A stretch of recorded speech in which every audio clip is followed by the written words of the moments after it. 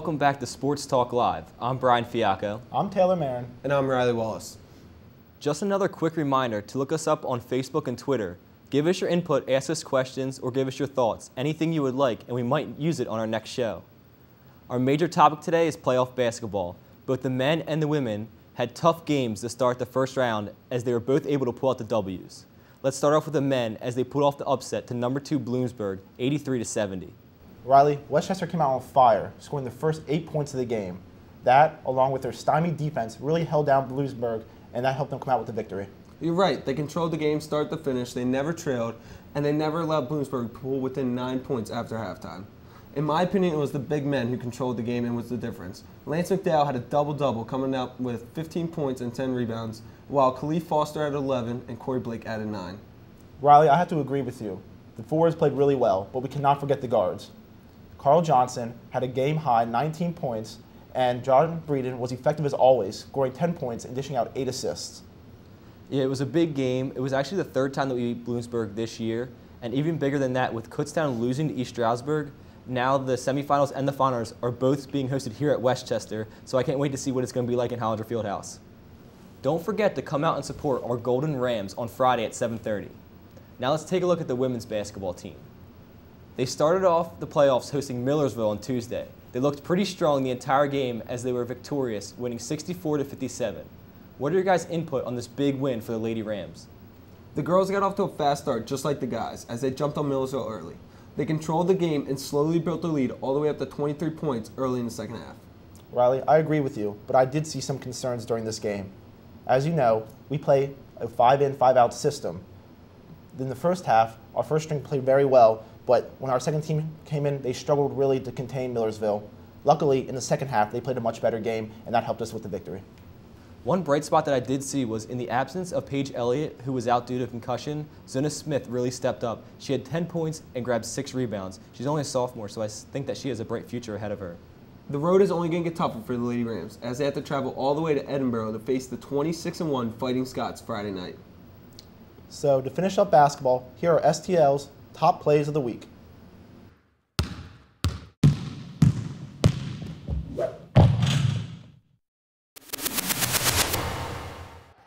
To begin our top plays today, John Breeden starts it off with a difficult lay-in. At number 9, Westchester commits a turnover, but Carl Johnson races back on defense for the nice defensive play. At number 8, Allison Hosstetter brings it in for the impressive N1 finish. And at number 7, Jaleel Mack gets the pass and finishes strong for the and 1. At number 6, off the miss, Harley Williamson's there for the tip-in.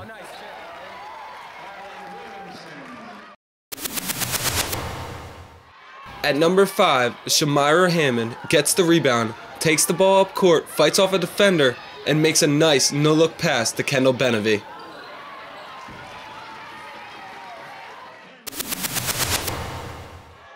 A nice one at number 4, Alexander Lennon's there for the block. Our number 3 play, John Breeden, dishes to Lance McDowell for the dunk. Making his first appearance on the top plays, Ben Mingledo with the nice block. And the number 1 play this week, Harley Williamson gets the rebounds and makes the nice long pass to Ben Mingledo, who finishes strong at the rim. Well, that was another exciting week of top plays, but unfortunately this week brought us another not top play. Let's take a look. This week's not top play, Harley Williamson makes another appearance as Jaleel Mack throws up the oop and he can't finish it. Let's take another look at that. As you can see, he gets the perfect alley-oop pass and he just can't finish the dunk. That's another tough one. It's always nice to have a good laugh when you see a missed dunk, but this is the type of nonsense that we need to fix in order to make it past the semifinals and into the finals. Moving on to baseball, congratulations to Joe Wendell, who earned PSAC East Baseball Athlete of the Week. Wendell went 4 for 9, batting over 400 with 3 home runs and 8 RBIs in their doubleheader against West Virginia State this weekend. Wendell led the team to 2 victories as they won the first 14-5 and the second 6-2. So we took 2 wins this weekend. Riley and Taylor, what do you think about this great start to the season? In Game 1, Jack Provine and Justin Lamborn each had 3 hits. Reed Pulford contributed with 3 RBIs, and Joe Gunkel pitched 5 innings, giving up 5 hits, 3 earned runs, and just 1 walk. Another thing to note is that they scored 14 runs on 13 hits. That's consistency, Riley. You're right. In Game 2, though, leadoff hitter Mike Rama went 2 for 3 with a run and a walk. Joe Wendell and Chris Pula had 2 RBIs apiece, and Fred Breidenbach picked up the win, pitching 5 strong innings, allowing only 2 hits and 1 run. Another thing to note, though, was it was a close game the whole time until we scored 4 runs in the 7th, which really kind of just blew it open, and the starting pitching was very consistent for the second straight game. Overall, it seemed like it was a great start to the season. Let's hope they can keep it up as they continue on. Taking a look at softball, the Lady Rams competed in the Catawba College Invitational this past weekend. They were one of the 14 teams invited as they went 3-3 in the tournament, giving them a 5-3 record on the season. With 8 games played, how do you think the softball team is looking so far this season?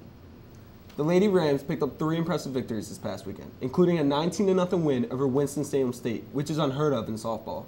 They also picked up victories against Glenville State by a score of 9-1 and Queens 8-2. Looking at our 3 losses, one of them came to powerhouse Lenoir-Rhyne, who was ranked 18th nationally. A bright spot, though, was that Lenoir-Rhyne was undefeated, and we were their closest game thus far. So it looks like the tournament went pretty mediocre overall for the Golden Rams. But they have over a week to rest up as they play 4 home games in 3 days starting March 4th. Let's hope they can string together some victories before their big trip to Florida on March 9th. Well, we're going to finish up today with a segment Outside the Horns as we take a look at the All-Star Weekend. Riley, how about you start off by telling us about the Saturday night festivities? Well, Brian, Tony Parker kicked off the night by winning the skills competition, followed up by a surprise win by big man Kevin Love, who took the 3-point contest. And then no-name Jeremy Evans came out of nowhere to take the dunk contest with a few impressive dunks. Moving on to Sunday night, America got to see the greatest basketball players in the world compete versus the East versus West NBA All-Star Game. It came down to the wire as Kevin Durant pulled it out for the West, contributing 36 points in their victory, 152-149. So Brian, what were your thoughts and feelings of the game Sunday night? Well, to be honest, I was a little nervous in the beginning with the West taking the early lead like that. But in the second half, everyone buckled down, took it a little more seriously, and in the end, it was a very exciting game to watch. I thought a controversial part in the game was when Dwayne Wade fouled Kobe Bryant going to the bucket. When doing this, he ended up breaking his nose and giving him concussion, and I just thought that was uncalled for, especially like in an All-Star game. Yeah, you're right, but I think it was strictly accidental. He didn't intend on breaking his nose. He didn't intend on giving him a concussion. Kobe just, if you look at the situation, Kobe beat him, and Dwayne Wade was just preventing him from getting an easy bucket. And you gotta look at the competitive side of it. You know, you're not going to give him an easy basket. You might as well foul him. Yeah, to be honest, usually the games are not so serious. I like the competitiveness in the fourth quarter. I wish they would do that for the rest of the game. All right, guys, now moving on to the dunk contest. What are your thoughts and feelings about that? Well, to be honest, I thought it was one of the weaker dunk competitions. Jeremy Evans did have a few impressive dunks, but other than that, it was pretty boring for me. Yeah, Brian, you're right. My favorite dunk was definitely the one by Jeremy Evans, where he was able to go in the air and slam dunk 2 balls with both hands at the same time. I thought that was really impressive. I think the league has to definitely create some incentive though for the big names to get involved in this event. Yeah, I mean, you're telling me like $1 million cash prize, winner take all, or a charity that would go to a good cause and kind of make them look like bad to turn it down. Wouldn't be able to get like Blake Griffin or Kobe Bryant or Kevin Durant into this event. I agree. Yeah, I have to agree. I think a lot of people would want to see the big names just like that absolutely. in the game.